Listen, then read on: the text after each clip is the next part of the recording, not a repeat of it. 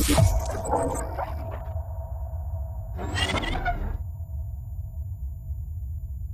am Rakesh Kumar Shukla from Krishna Engineering College, Ghaziabad, and today we will take a lecture that is a stream function. So this topic belongs to a fluid kinematics. So आज हम लोग बात कर रहे हैं stream function के ऊपर. Let me select a pen.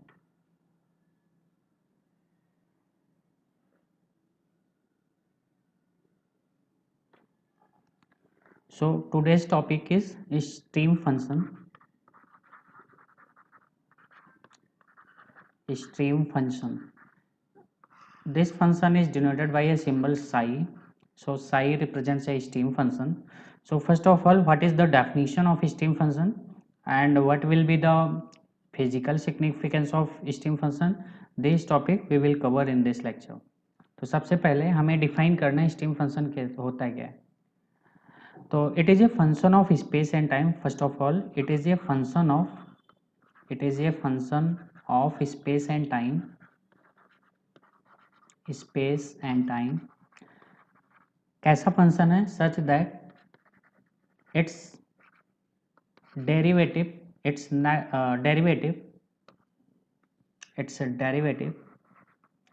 with respect to any direction gives the velocity component perpendicular to that direction. इसका मतलब क्या हुआ अभी हम लोग सीखते हैं. Suppose this is x direction and this is y direction. तो साई क्या है? Sai is a function of space and time. ये स्पेस और टाइम का एक फंक्शन है. कैसा फंक्शन है? मैथमेटिकली इसको हम डिफाइन करते हैं. अगर हम इसको x डायरेक्शन के रिस्पेक्ट में डिफ्रेंशिएट करेंगे तो ये y डायरेक्शन की वेलोसिटी बताएगा. ठीक है. मतलब अगर यहाँ पे हम del psi upon del x लिखते हैं तो इसके परपेंडिकुलर आप एंटी क्लॉकवाइज डायरेक्शन में मूव करो तो आपको इधर वेलोसिटी v दिखाई पड़ेगा and this is velocity u. ठीक है. तो ये आपका क्या होगा? v. ठीक है. इस तरीके से by definition we can see that del psi upon del x equal to v. Okay. अब हम क्या करेंगे कि अगर हम इसको y डायरेक्शन के रिस्पेक्ट में अगर डिफ्रेंशिएट करते हैं तो हमें क्या मिलेगा? Suppose del psi upon del y equal to, तो हम एक ही डायरेक्शन में मूव करेंगे. ऐसा नहीं है कि हम क्लॉकवाइज अब मूव करें, एंटी क्लॉकवाइज मूव कर रहे हैं. तो हम देखेंगे यहाँ पे हमें जो वेलोसिटी मिल रहा है that is in negative x direction. u component of velocity perpendicular to that velocity. Okay. So del psi upon del x equal to v and del psi upon del y equal to minus u. अब आप लोग यहाँ पे देख सकते हो कि एक टाइम पे दो डायरेक्शन परपेंडिकुलर होते हैं. ठीक है. तो इसका मेन रीज़न ये है कि अगर हम ये ऐसे डिफाइंड ही है कि अगर हम इसको किसी एक डायरेक्शन के रिस्पेक्ट में इंटीग्रेट करते हैं तो उसके परपेंडिकुलर हमें वेलोसिटी मिलता है. So at a time it is defined only for two dimensional flow. So this is the limitation. It is defined only for 2D flow. Okay. So these are the important properties of stream function. It is only defined for two-dimensional flow. Now we have seen the definition and its properties. Okay. आप लोग ने stream line के बारे में पहले ही पढ़ा होगा. Suppose there are two stream line. Suppose this is stream line 1 and this is stream line 2. इस स्ट्रीम लाइन के along suppose the stream function is phi1 and for this line, for line A the stream function is psi1 and for line B stream function is psi2. Suppose there are 2 point A and B. Okay. अगर हम psi1 minus psi2 लिखें then it represents rate of flow और discharge between the two lines per unit thickness. So this is the physical significance of steam function. It is denoted by Q. So it is denoted by Q. Then Q equal to psi1 minus psi2. Okay, अगर दो stream line है आपके पास, ठीक है, तो अगर हम stream function उस लाइन के अलॉन्ग निकाल लें, तो अगर हम psi1 माइनस psi2 करते हैं तो वो क्या रिप्रेजेंट करेगा, दोनों लाइन के बीच में जो फ्लो हो रहा है, ठीक है, फ्लो हो रहा है, उसका ये बताएगा कि रेट ऑफ फ्लो कितना है per unit thickness. So this represents rate of flow between the two stream lines. दो स्ट्रीम लाइंस के बीच में जो rate of flow per unit thickness ये शो करता है. Flow per unit time across the points A and B of two stream line is called stream function. Okay, now इस stream function को हम कंटिन्यूटी इक्वेशन के through check करते हैं, देखते हैं हमें क्या मिलता है. तो for 2D flow, continuity equation is given by क्या होता है del u upon del x plus del v upon del y equal to 0 for steady flow. ठीक है, अब इसमें हम वैल्यूज को पुट करते हैं, u एंड v की value in terms of Sai stream function के फॉर्म में हम इसको लिखते हैं. तो देखते हैं क्या होता है.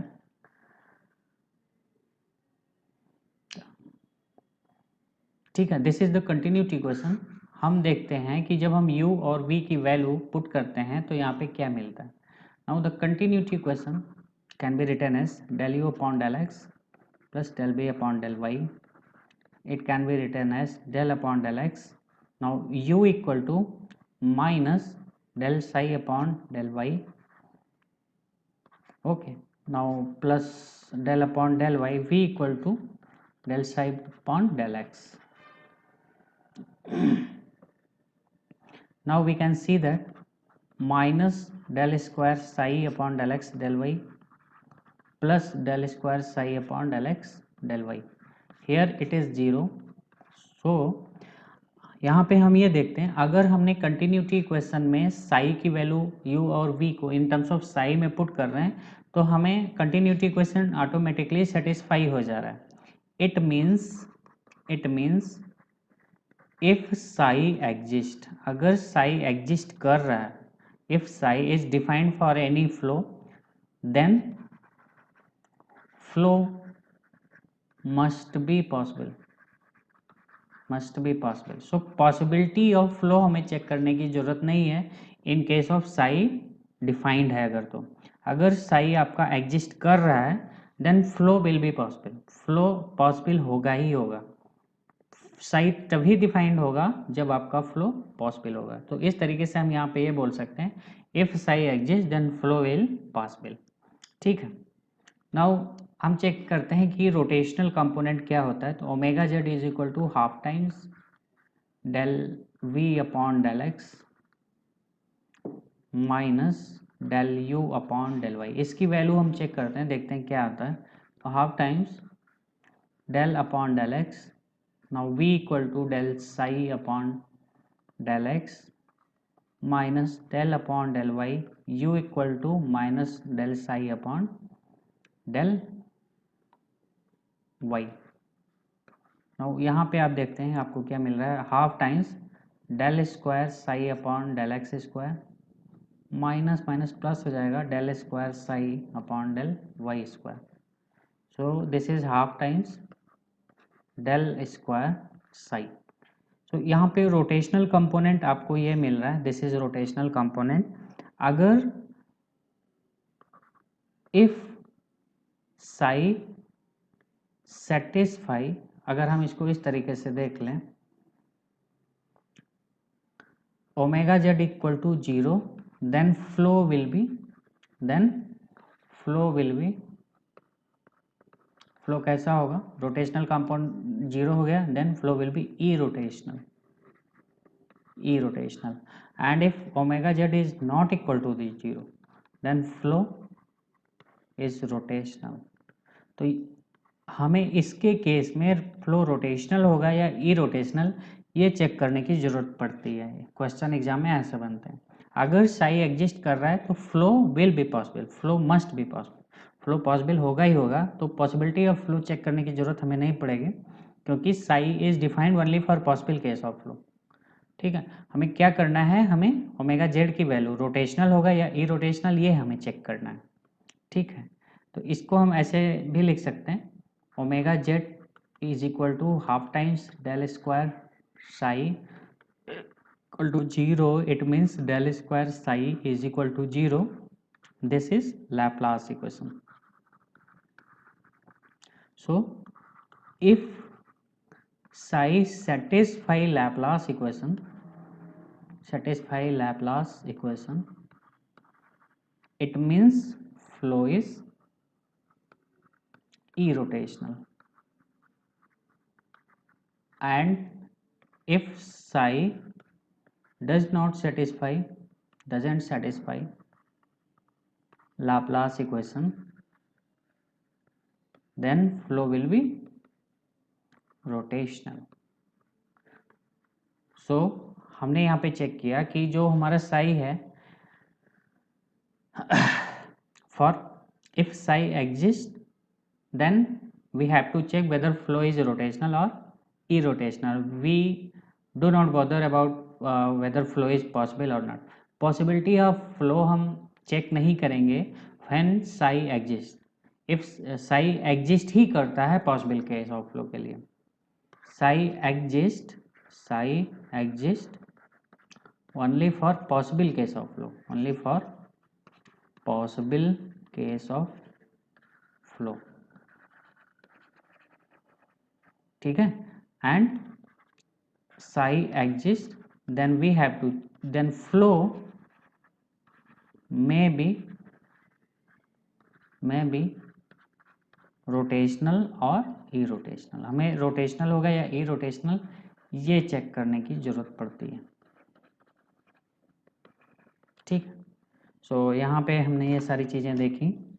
ठीक है, now we have to learn about the equistreamline. Equistreamline ये क्या होता है? Equistreamline, the line along which psi remains constant is known as equistreamline. The line along which stream function remains constant is known as equistreamline. Okay, so this is the definition of equistreamline. Suppose psi is equal to constant. Okay, so what is psi constant?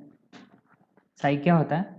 इक्विस्ट्रीमलाइन या equipotential line क्या होता है? By definition आप लोग जानते हो, the line along which psi remains constant is known as streamline.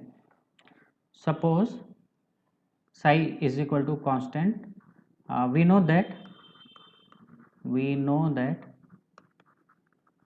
psi is the function of space and time. Suppose it is function of x and y, so d psi is equal to del psi upon del x dx plus del psi upon del y dy.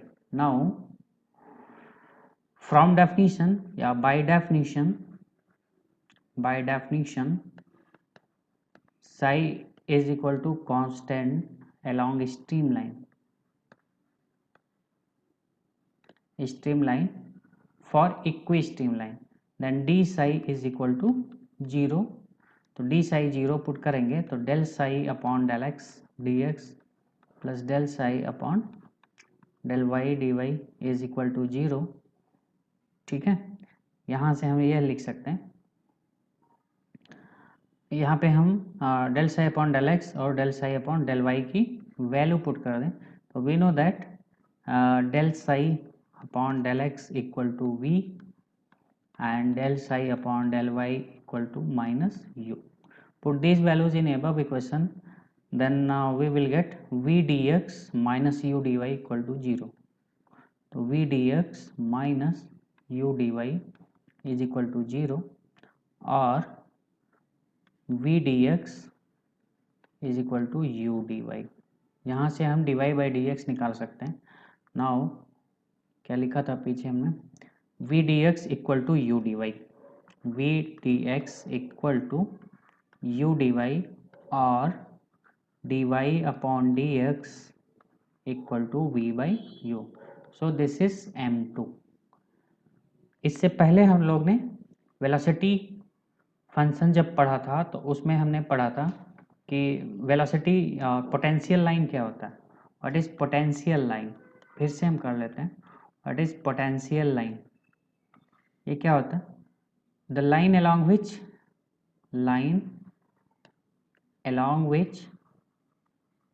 along which potential function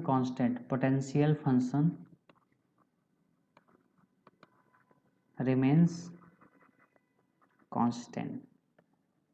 okay, suppose phi is the function of x and y, तो d phi equal to del phi अपॉन del x dx plus del phi अपॉन del y dy। but by definition for potential line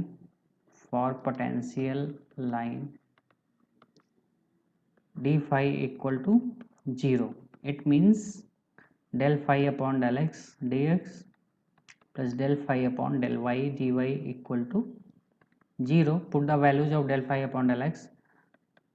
Del phi upon del x equal to minus u dx minus v dy equal to 0 और u dx plus v dy equal to 0 या u dx equal to minus times v dy और dy upon dx equal to minus times u upon v. So this is the condition for potential line, slope of potential line, this is m1. Now compare m1 and m2. m1 equal to minus times u upon v and m2 is equal to v upon u। तो यहाँ पे आप देखिए, this is slope for potential line and this is slope for equistream line। Now m1 cross m2 equal to minus times u upon v into v upon u here is equal to minus times 1। it means potential line and streamlines are always perpendicular to each other। Okay, इसी को बोल सकते हैं potential line and stream lines are orthogonal to each other. Okay, now what is flow net, there is a term that is known as flow net. Flow net क्या होता है, it is a graphical representation of ये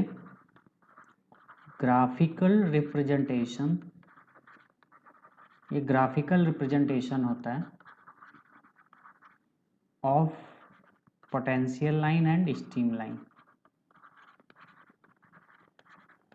okay, graphical representation of potential line and streamline in a irrotational flow। irrotational flow क्यों बोलेंगे, क्योंकि यहाँ पे steam function और पोटेंशियल फंक्शन दोनों डिफाइन होने चाहिए and we know that potential function is defined only for irrotational flow, इसलिए यहाँ पे ये वर्ड ऐड करना जरूरी है। ठीक है, तो यूनिफॉर्म फ्लो क्या होता है, यूनिफॉर्म फ्लो सपोज इस तरीके से फ्लो हो रहा है, this is flow, this is Sai 1, Sai 2, Sai 3 and Sai 4। तो अगर हमें यूनिफॉर्म टाइप का फ्लो हो रहा है, अगर हमें steam function steam line draw कर लिया है तो potential line, these lines will be perpendicular and these are potential line. This will be phi 1, phi 2, phi 3 and phi 4. The angle between these lines is 90 degree. So this is a figure for uniform flow. Now there is a converging flow. अगर converging flow हो रहे हैं, converging flow क्या होता है, जिसमें steam lines converge होती हैं। So this is the type of converging flow. ऐसा केस हमें नोजल वगैरह में मिलता है, ठीक है।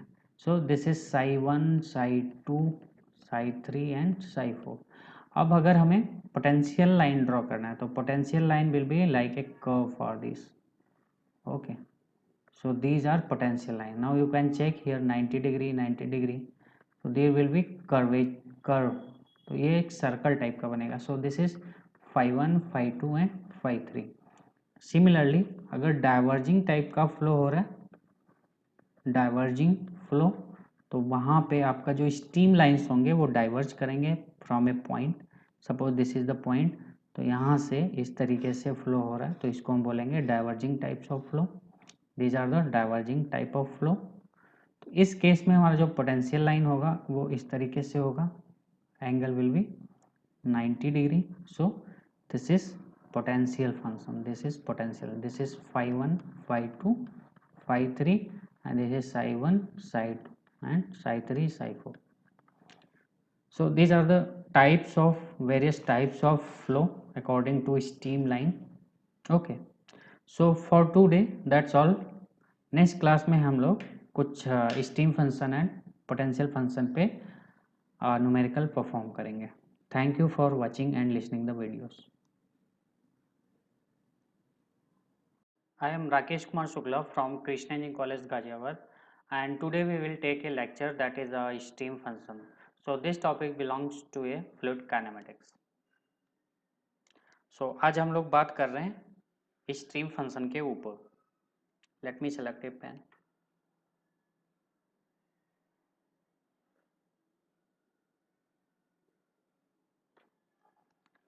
So today's topic is stream function. Stream function. This function is denoted by a symbol psi. So psi represents a stream function. So first of all, what is the definition of steam function and what will be the physical significance of steam function? This topic we will cover in this lecture. तो सबसे पहले हमें define करना है steam function क्या होता है, क्या है। तो it is a function of space and time. First of all it is a function of space and time, space and time. कैसा फंक्शन है? Such that it's derivative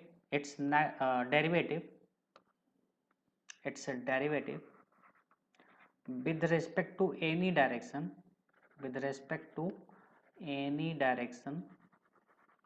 gives the velocity component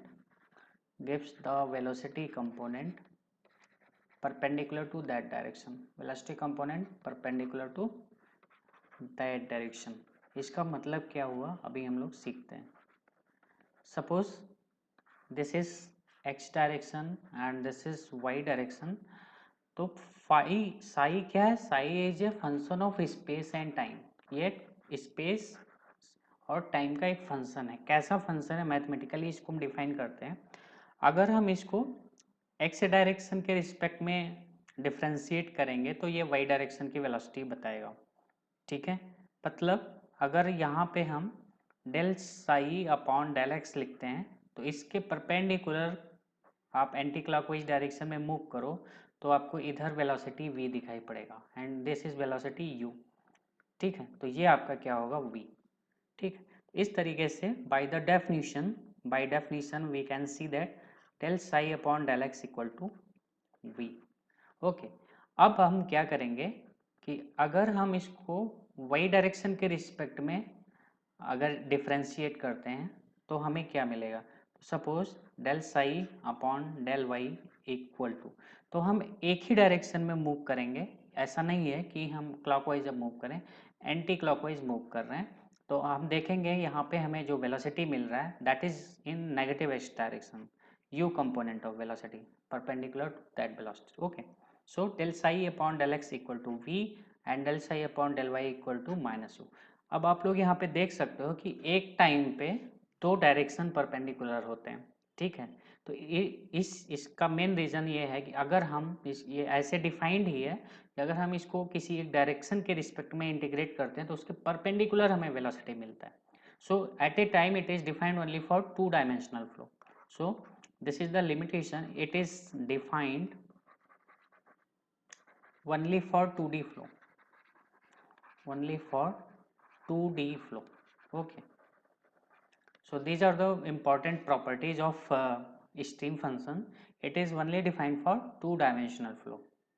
Now we have seen the definition and its properties. Okay, आप लोग ने stream line के बारे में पहले ही पढ़ा होगा। Suppose there are two stream line, suppose this is stream line 1 and this is stream line 2। इस स्ट्रीम लाइन के along suppose the stream function is phi1 and for this line, for line A the stream function is psi1 and for line B stream function is psi2। Suppose there are two point A and B. Okay, अगर हम psi1 minus psi2 लिखें then it represents rate of flow और discharge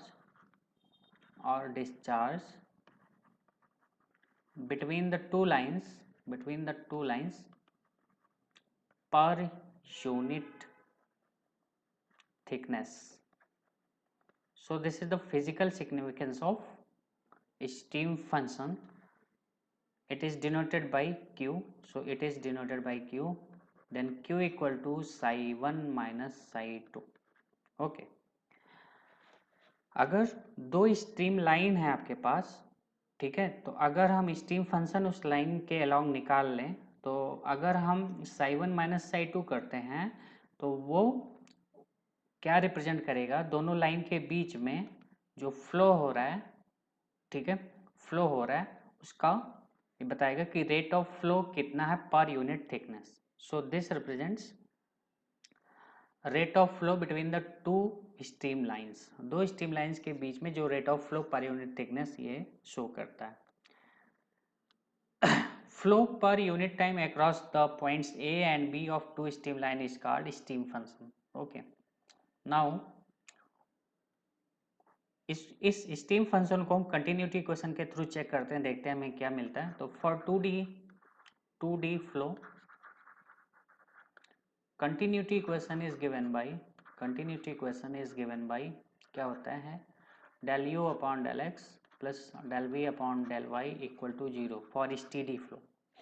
ठीक है, अब इसमें हम values को पुट करते हैं u एंड v की value in terms of psi stream function के फॉर्म में हम इसको लिखते हैं। तो देखते हैं क्या होता है।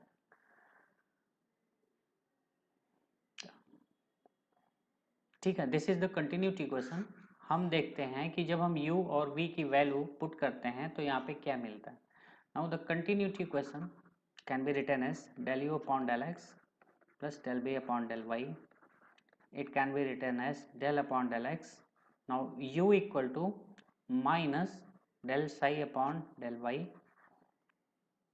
Okay, now plus del upon del y, v equal to del psi upon del x. Now we can see that minus del square psi upon del x del y plus del square psi upon del x del y, here it is 0. so यहाँ पे हम ये देखते हैं अगर हमने continuity equation में साई की वैल्यू u और v को इन टर्म्स ऑफ साई में पुट कर रहे हैं तो हमें कंटिन्यूटी इक्वेशन ऑटोमेटिकली सेटिस्फाई हो जा रहा है। It means if psi exist, अगर साई एग्जिस्ट कर रहा है, if psi is defined for any flow then flow must be possible, must be possible. So possibility of flow हमें चेक करने की जरूरत नहीं है in case of psi defined है अगर, तो अगर साई आपका एग्जिस्ट कर रहा है then flow will be possible, flow possible होगा ही होगा। साई तभी डिफाइंड होगा जब आपका फ्लो पॉसिबल होगा। तो इस तरीके से हम यहाँ पे ये बोल सकते हैं if psi exist then flow will possible. ठीक है, नाउ हम चेक करते हैं कि रोटेशनल कंपोनेंट क्या होता है। तो omega Z is equal to half times del v upon del x minus del u upon del y. इसकी वैल्यू हम चेक करते हैं, देखते हैं क्या आता है।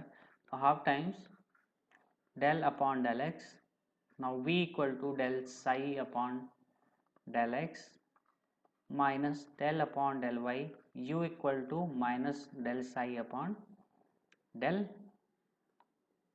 Y.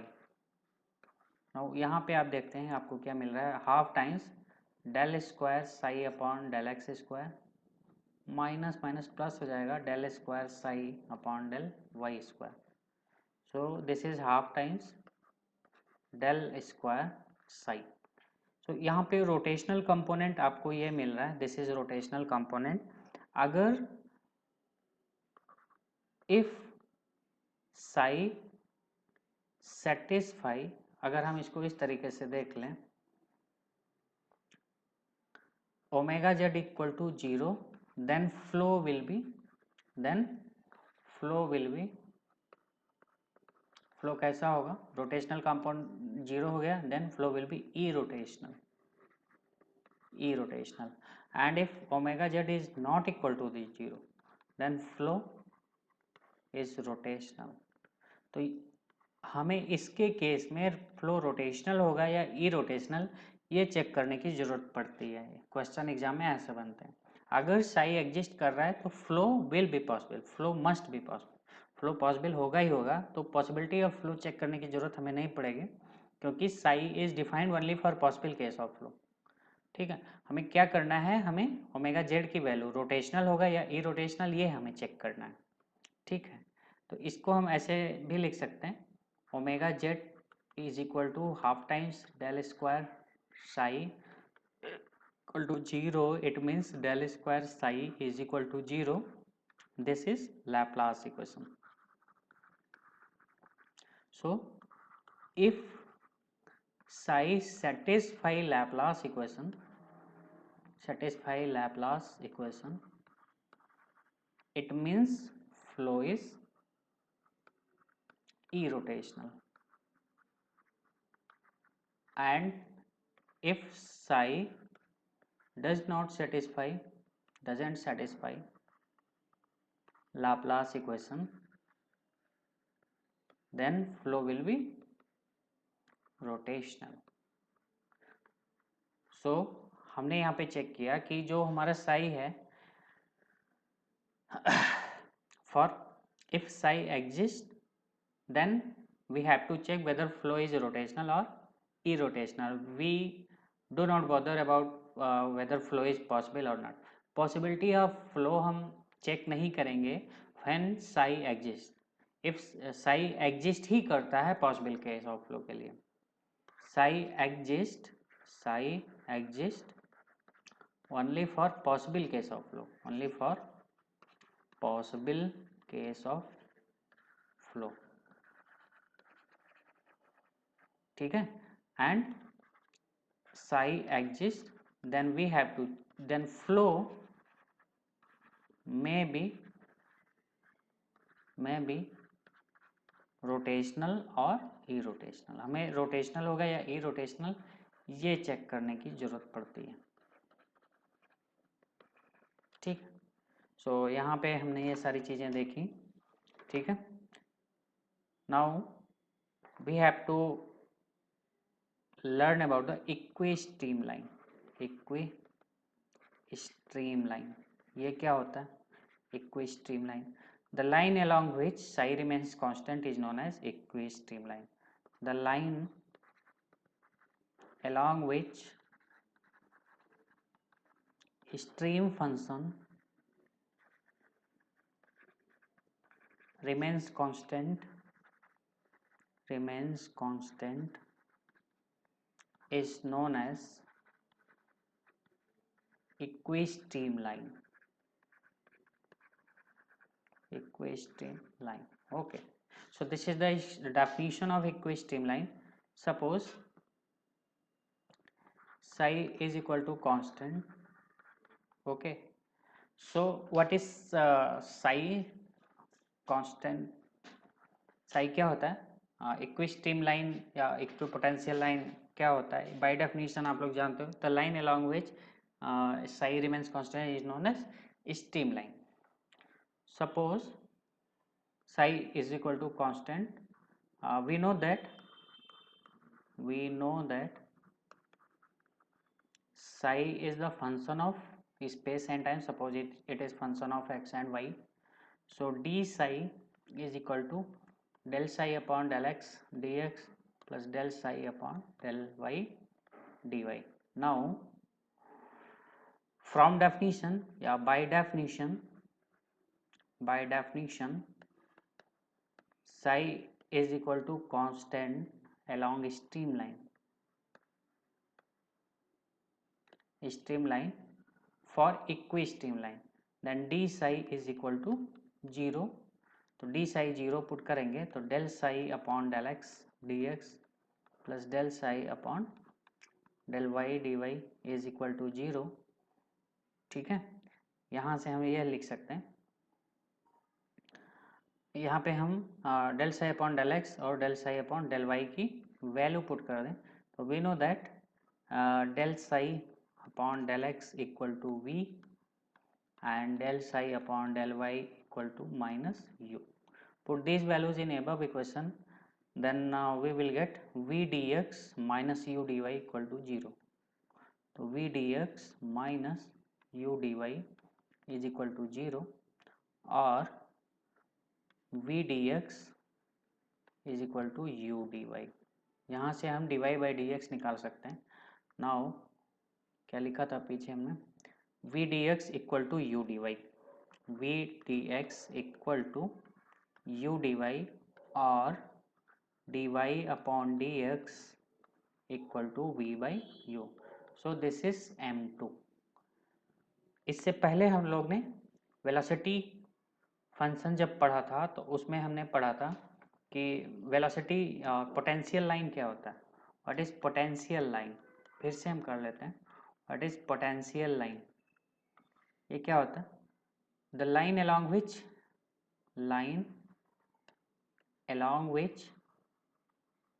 along which potential function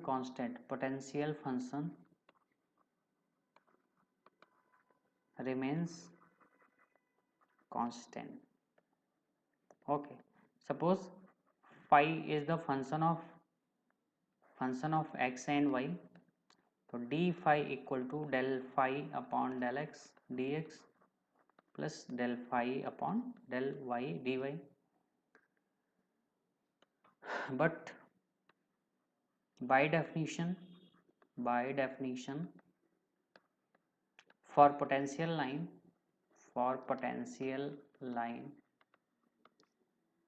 d phi equal to 0. It means del phi upon del x dx plus del phi upon del y dy equal to 0. Put the values of del phi upon del x.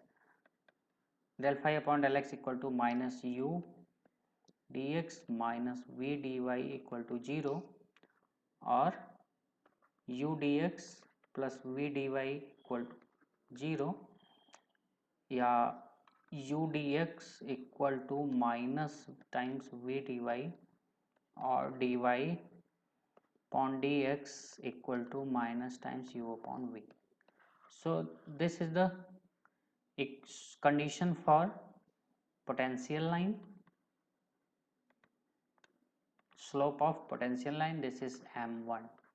Now compare m1 and m2. M1 equal to minus times u upon v and m2 is equal to v upon u. तो यहाँ पे आप देखिए, this is slope for potential line, and this is slope for equistream line. Now m1 cross m2 equal to minus times u upon v into v upon u here is equal to minus times 1. It means potential line and stream lines are always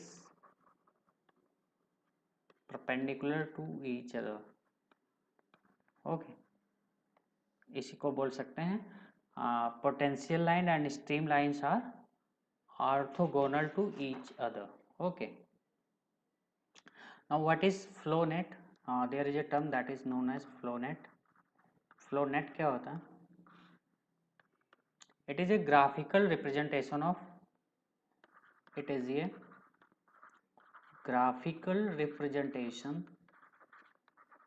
ये graphical representation होता है of potential line and stream line.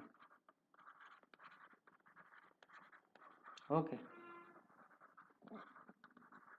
graphical representation of potential line and stream line in a irrotational flow. क्यों बोलेंगे? क्योंकि यहाँ पे steam function और potential function दोनों डिफाइन होने चाहिए, and we know that potential function is defined only for irrotational flow, इसलिए यहाँ पे ये वर्ड ऐड करना जरूरी है. ठीक है, तो यूनिफॉर्म फ्लो क्या होता है? यूनिफॉर्म फ्लो, सपोज इस तरीके से फ्लो हो रहा है, this is flow, this is Sai 1, Sai 2, Sai 3 and Sai 4. तो अगर हमें यूनिफॉर्म टाइप का फ्लो हो रहा है, अगर हमें स्टीम लाइन ड्रॉ कर लिया है, तो potential line, these lines will be perpendicular and these are potential line. This will be phi 1, phi 2, phi 3 and phi 4. The angle between these lines is 90 degree. So this is a figure for uniform flow. Now there is a converging flow. अगर converging flow हो रहे हैं, converging flow क्या होता है? जिसमें stream lines converge होती हैं. So this is the type of converging flow. ऐसा केस हमें नोजल वगैरह में मिलता है. ठीक है, so this is Sai 1, Sai 2, Sai 3 and Sai 4. अब अगर हमें पोटेंशियल लाइन ड्रॉ करना है, तो potential line will be like a curve for this. Okay, so these are potential line. Now you can check here 90 degree, 90 degree, so there will be curve. तो ये एक circle type का बनेगा. सो this इज phi 1, phi 2 एंड phi 3. Similarly अगर diverging type का फ्लो हो रहा है, डाइवर्जिंग फ्लो, तो वहाँ पे आपका जो स्टीम लाइंस होंगे वो डाइवर्ज करेंगे from A point. Suppose this is the point, तो यहाँ से इस तरीके से फ्लो हो रहा है, तो इसको हम बोलेंगे diverging types of flow. These are the diverging type of flow. तो इस केस में हमारा जो पोटेंशियल लाइन होगा वो इस तरीके से होगा, angle will be 90 degree. So this is potential function, this is potential, this is phi 1, phi 2, phi 3 and this is psi 1, psi 2 and psi 3, psi 4. So these are the types of various types of flow according to streamline. Okay, so for today that's all. Next class में हम लोग कुछ steam function and potential function पे numerical perform करेंगे. Thank you for watching and listening the videos.